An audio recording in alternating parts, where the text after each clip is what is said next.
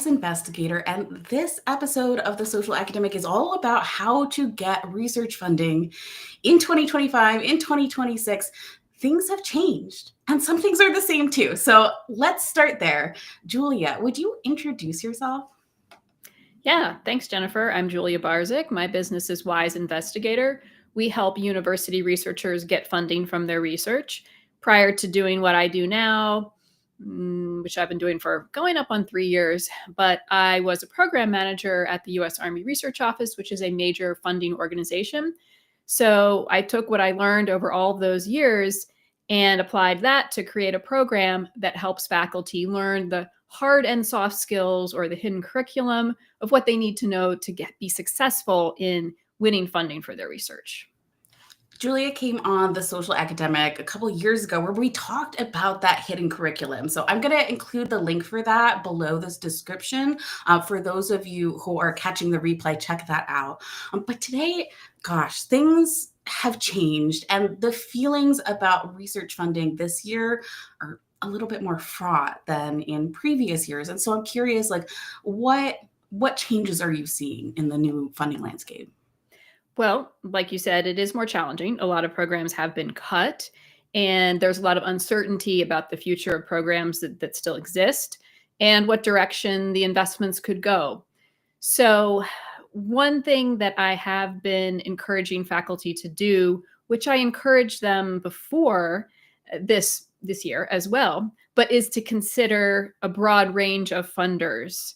So not to stay tied to a certain idea of, okay, I get funded by NSF or I'm funded by NIH. It's always a good idea to consider a range of options and to reconsider those year to year or every 6 months. And so now we're really seeing that payoff for people who've kept an open mind, and for those who maybe had a little or more narrow view, for them now to consider, okay, maybe it's time to take a step back and try to get a wider view of what my opportunities could be, because it is more challenging. I've met a lot of faculty researchers who are like, all of my funding is NIH or all of my funding is NSF. And so I'm curious, if you're one of those people who's been in that kind of continued funding trajectory, how do you start to branch out? Like, where do you even look if you've always thought that this is the place where your funding will come from? At your institution, they should have some search tools. Like, one could be called Pivot, another is Grant Forward. There's many other tools out there. And so you can do a basic search there. Now, that sounds very straightforward and basic, but a lot of people haven't gotten to that in recent months. So it's just one of those things we know we should be doing, but it's important but not urgent, right? So it doesn't necessarily happen on a regular basis. So use your keywords, do a search there, click and see what's available to you. And when you do a search like that, think broadly also there too, because you might be scrolling through some results and you say, oh, that's for a postdoc fellowship. I'm not going to click on that because I'm an assistant professor. I don't want to apply for a postdoc. But keep that open mind and maybe click on that anyway, because you might learn something useful about, oh, this organization is doing work in this area. They do have money to hire a postdoc. So yes, I'm not going to apply for a postdoc position, but there may be useful contact information in there. So really do click on those results rather than go through and say, oh, that's not me, that's not me. Another thing too, after you do use a tool like that, is just to go on to a regular search like through Google or ChatGPT and just start entering in your terms and look for things that have been recently funded and look and see what comes up, because you can get results there that are very helpful that may not be showing up on another search. So it's not really anything super sophisticated. It's more just making sure you're using the tools that you have on a regular basis. Ooh, okay. So a regular basis. Is there like a, every 3 months or every 6 months kind of thing that you recommend? Definitely every 3 months. And if you can set up an alert, like through some of those software tools where they're going to send you something every week or every month, and just make sure that interval is deliberate, like what's going to work for you. Are you going to be overwhelmed if it's sending you things daily or weekly? Might you prefer to get it once a month? So that's just for you and your work style, whatever works for you. Do it more than once every 6 months, right? But check it regularly. there are so many people who've lost their funding, or, maybe they received it, but the funds aren't actually coming through. And so I'm curious, for the people who are like really feeling the anxiety, the frustration, the worry, the kind of stress that maybe they haven't experienced when it comes to their funding before. Mhm. What do you recommend for people who are feeling all the feelings? Well, if they have experienced a loss of funding or an actual negative consequence, rather than just having that fear, because people can fall into either category, but to remember that they haven't done anything wrong, first of all. So they were in a research area, or they are in a research area that they chose because that meant something to them. They also could have been driven towards that area because of previous calls, because in past years certain applications were prioritized.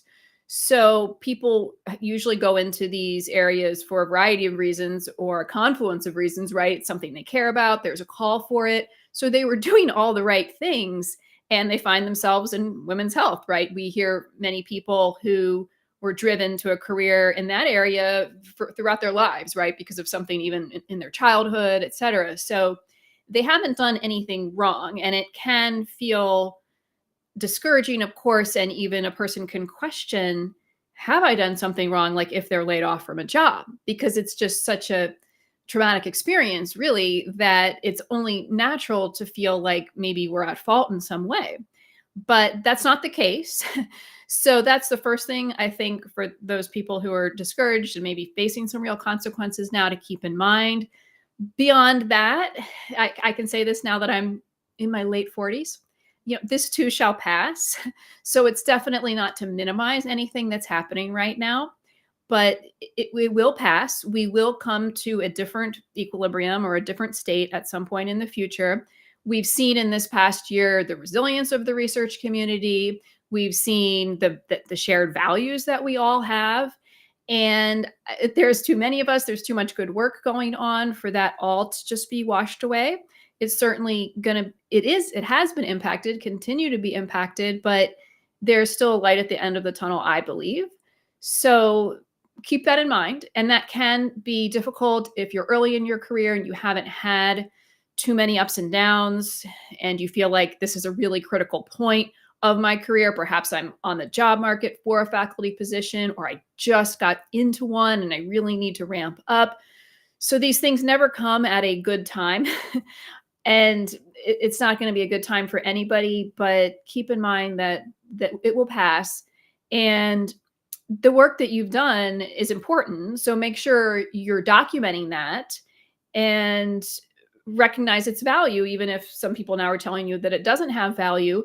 It has value. Other people are going to recognize it has value. So document your work, take the opportunity to share what you can about it through your own channels, like we're doing right now. We do have access to an audience, or future colleagues, et cetera, collaborators that we can access ourselves. And you and I are both big advocates for taking advantage of the opportunities that social media, the internet, et cetera, allow. So while you may not have the success you're looking for in winning funds for those topics right now, it doesn't mean that you have to drop those topics completely. I guess that was really, you just answered the question that I think I was really wondering. Like, do I need to change what I do? Do I need to pivot? Do I need to not just change my wording, but like change my trajectory? And it sounds like there's a number of things that we can do now, and documentation of what we have completed and what was important to us and what we care about and have shared with the world in various ways is something that we can do to advocate for the work that has already been done. But for people who are like, I have like a sensitive research subject, maybe it's women's health, maybe it's trans health, like maybe it's something that's really like the administration here in the United States is not funding. What kind of recommendation do you have for what's next? Well, two different ways it can go is this is not going to fit for everybody, but it would for some perhaps, is to think about what is the fundamental science, that say we're talking science here, or really fundamental question to speak more broadly, that I want to address here.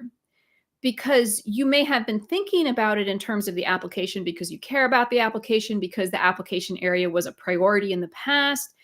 And there may be a more fundamental question that you can still work towards. For example, my career in geoscience, I saw all the different waves of, oh, we care about climate science now, and now we don't so much, and now we care about it again. So I got very used to encouraging researchers to say, hey, what is the fundamental question that you want to ask here? Keep the focus on that when you write your proposals. And when you publish your papers later, of course, you may want to highlight that this work has implications for what we know about climate change. But you could also write a paper that's just more focused on, well, how is this surface absorbing heat?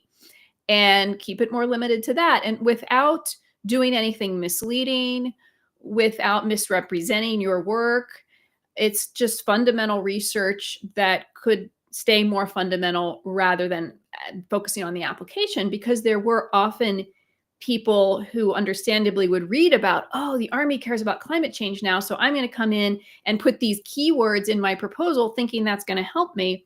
And when people do that, on the flip side, you say, well, okay, does this person really know this topic? Are they just dropping in these buzzwords?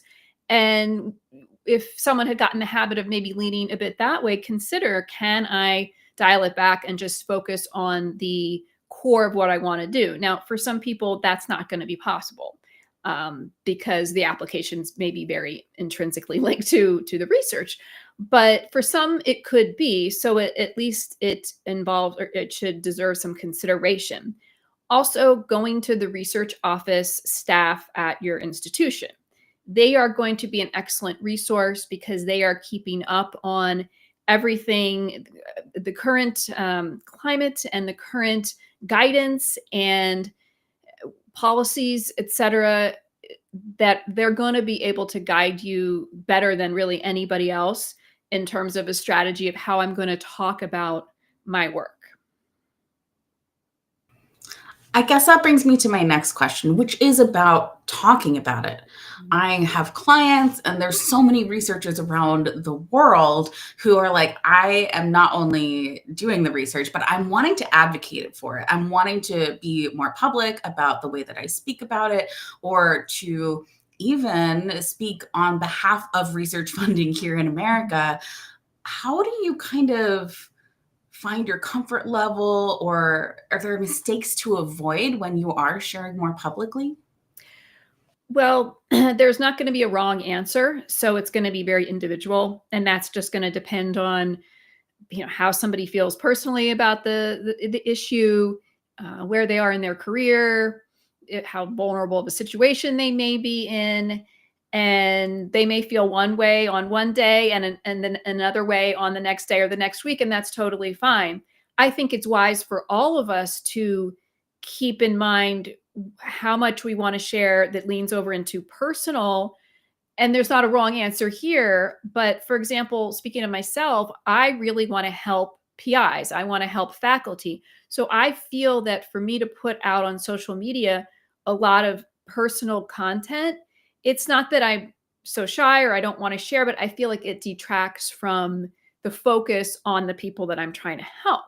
So that's not a political reason or anything like that. It's just another strategy to say, how can I stay focused on what my main message, what I want that to be, and be deliberate about that? So people could use that kind of framework too to say, again, it's not right or wrong, but do they want to have a presence online that's focused pretty narrowly on a research topic, or maybe something more broad, or something in between? Anything is fine, but I guess it's just being deliberate about that. And again, you can talk to your research office. If you feel the need to, you could ask to speak to an attorney at your institution, because there are people who will be able to give you guidance. So you shouldn't, if you feel like you may be doing something risky, then ask an expert, is my advice. Oh, I like that. And there are people at your university who will be able to help. Even if they are not the right person, they can help you connect with the person who can maybe answer your questions. So do reach out. And I would say that Also, the university isn't always your friend. So if you're thinking that there's something that is particularly controversial, you're unsure whether it's going to cause blowback or not, talk about it with some people that you do trust. Talk about it with some people that you feel comfortable telling you no or telling you what they think the consequences might be, because we don't always consider that before something goes out. And I don't want you to be on the flip side of a viral post that maybe wasn't as important to you as you thought it was going to be when you first wrote it.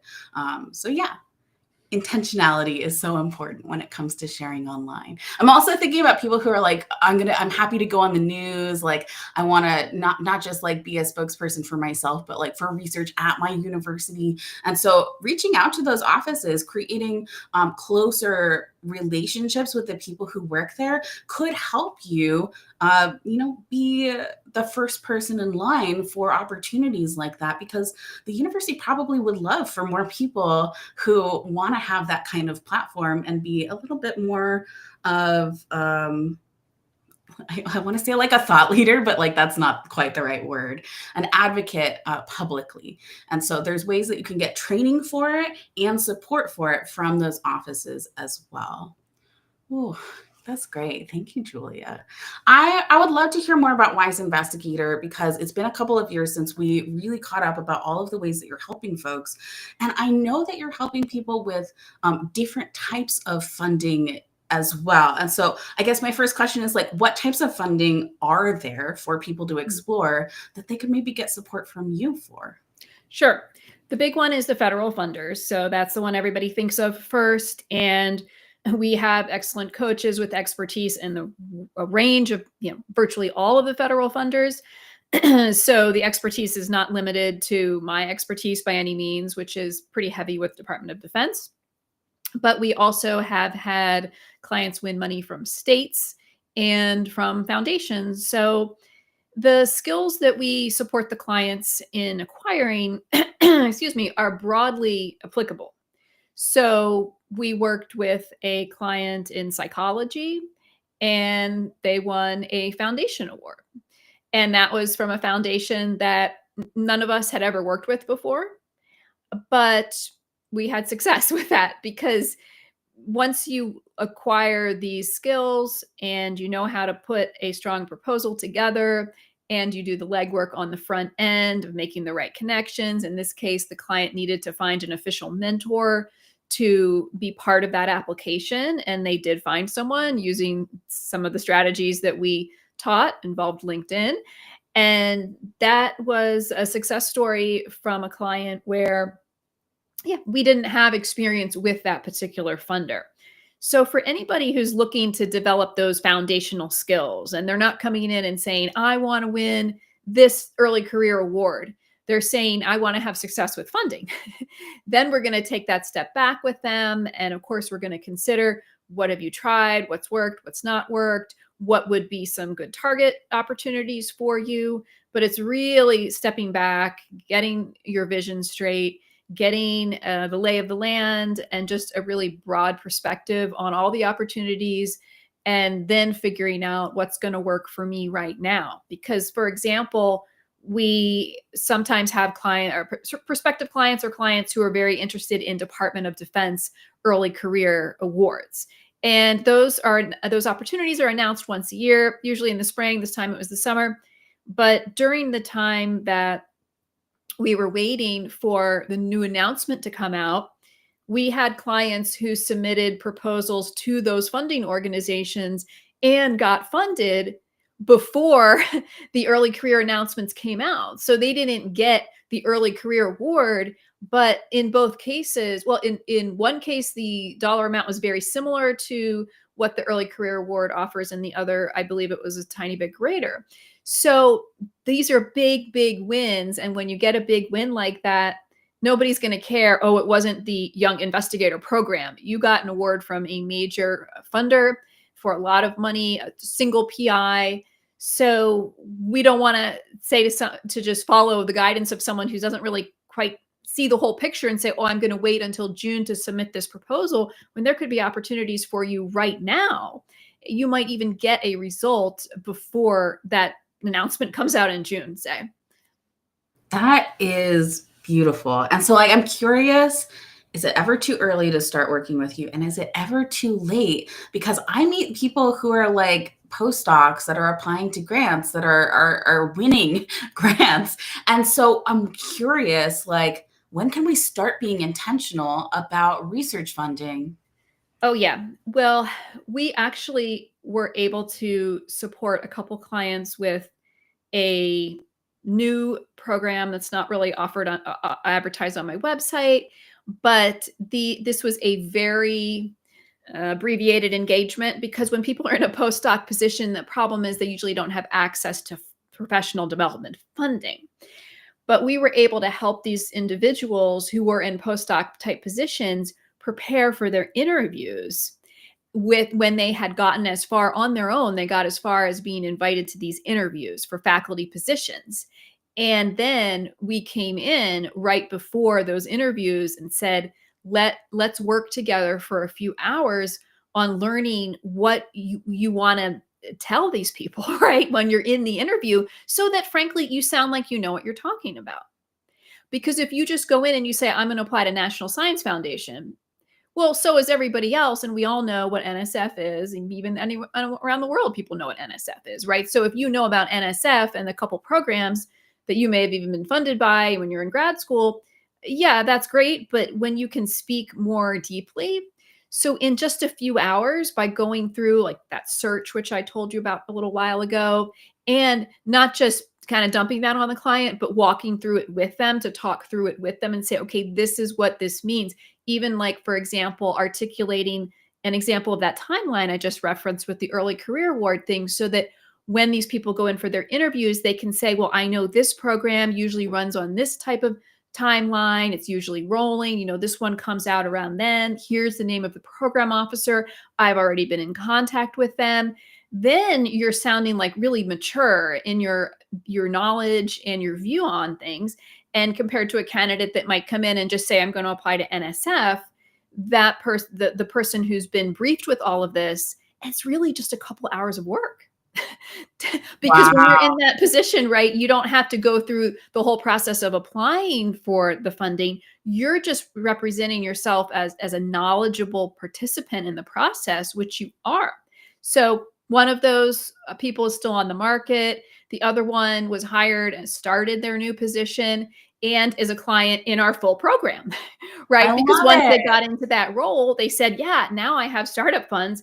I want to do this program. So it is never too early. So for the people who are still in a trainee position, I realize that funding can be an issue, but it could be for the majority, it's probably not. But for some people, there could be money within your institution to support you in a variety of different programs, including ours, perhaps. So it doesn't hurt to start asking. Your PI could have money that they may be willing to support you on something like this. Just ask. And then, of course, if you've been hired into a faculty position, then as soon as you can start learning this stuff, the better. Because why suffer for a few years in confusion and disappointment when you know that you're learning right from day one. I'm learning the information that I need and my career is worth it. I'm worth it to have this personalized support. So it is never too soon or too late to get that support. So we do support some clients who are tenured under a different kind of service arrangement, but the core are these assistant professors. I think that is so powerful and an opportunity that I would say like the vast majority of researchers just don't know even exists, or that it could be something that, especially for those on the job market, could benefit the way that they talk about the people in their field, the way that they're going to engage with them, and where the funding support for their research is already like in their mind going to potentially come from. I think that is so fascinating. I'm really glad that we chatted about that because that program isn't on your website. And I would love to do like a blog post about like some of the best uses for startup funds. I'm definitely going to include that. I love it. For the full program, I'm curious. Most people, it sounds like, are getting university funds to cover that. Is that correct?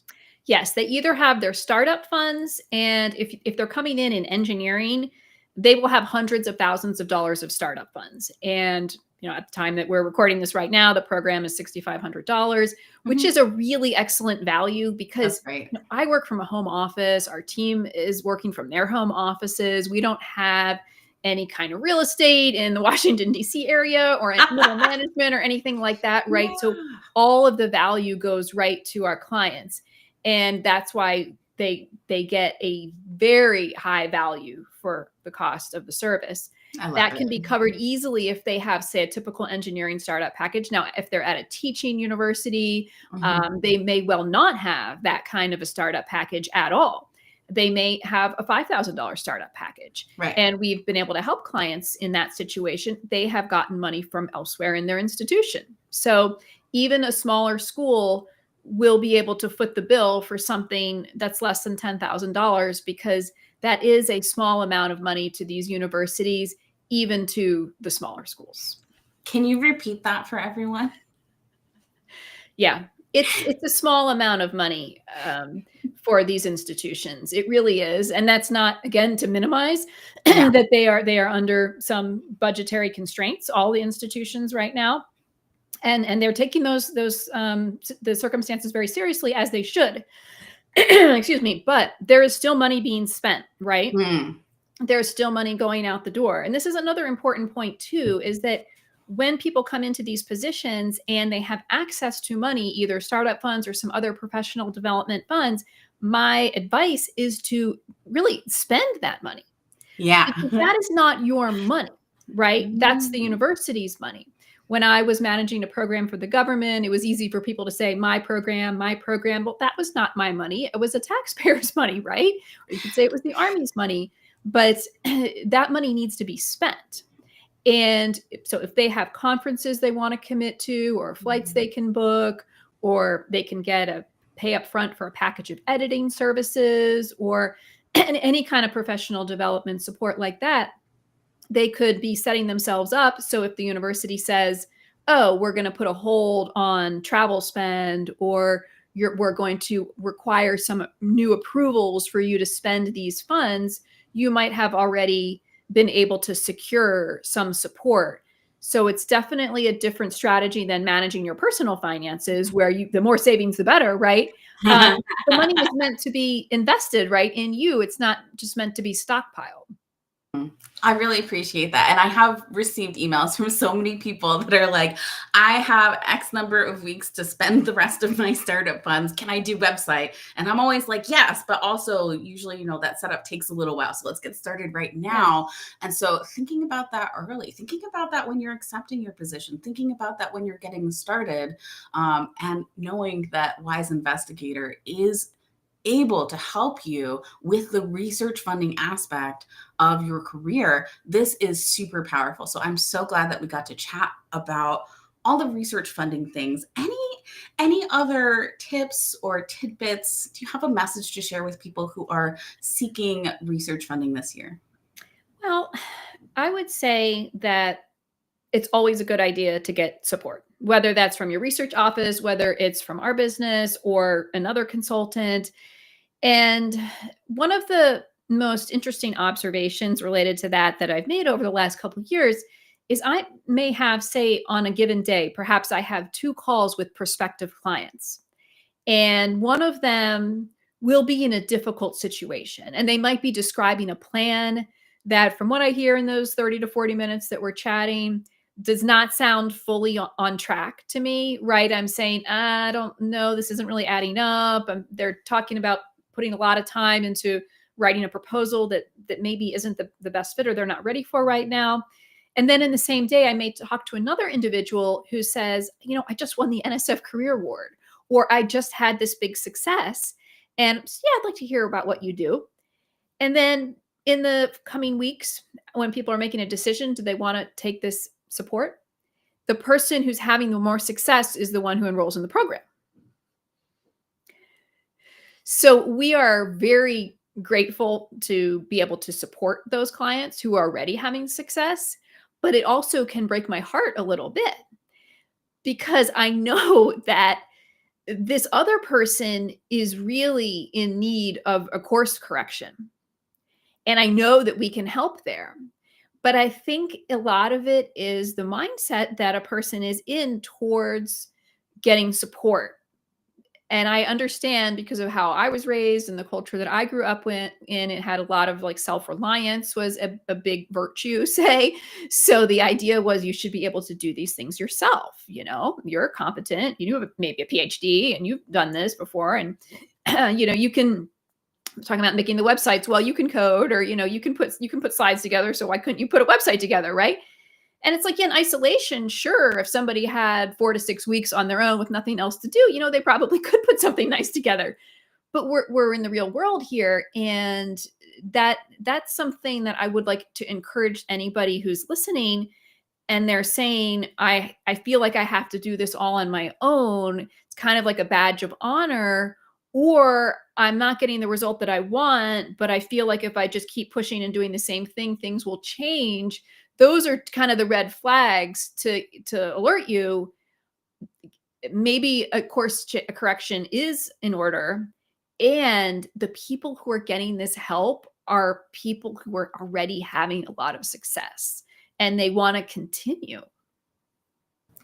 That really reminds me of my clients. I mean, I definitely have people who are like, I don't have anything and I'm not going to do it myself. Please do it for me. But a lot of the people who come to me for websites, they're already career academics. They already have won their grants and their awards and published books. And they're realizing, oh, wait, I need to share all of this cool stuff that I've done, because actually it's kind of like all scattered around the internet. And I love working with folks like that. But I really wish that people wouldn't wait until they have so much to share, because we can build this over time. It doesn't need to be perfect when it launches. It doesn't need to be exactly the way it's going to be forever, because frankly, that probably is no longer going to be representative of you in 2, 4, 6 years from now. And I always think of websites as like, this could be with you for a lifetime if that's something that's beneficial for you. I love when people are like, this is something that is part of me and how people will get to know me for years to come. But there's so much feeling like I need to do this myself. I should be able to do this myself. I should make the time to do this myself. And the truth is, it's like so much easier, faster, and more beneficial for you when you don't do it yourself. I mean, if you want to do it yourself, please, by all means do. I'm cheering you on. But there's things that we can get support on, and asking for help, being open to receiving support is number one. What are some other tips for that? Because you mentioned that growing up, support was, self-reliance was like really like a value for, it sounds like, your family. Whereas for me, asking for help was like definitely like, you should always reach out to the community. And so I feel like we had maybe opposite recommendations. And I'm curious what that means for how you think faculty should seek support on their campus for research funding. Well, I think if they look at their situation with a bit more of an entrepreneurial mindset, then you can maybe sidestep some of that cultural conditioning or how we were brought up and say, look, I have my own little business here.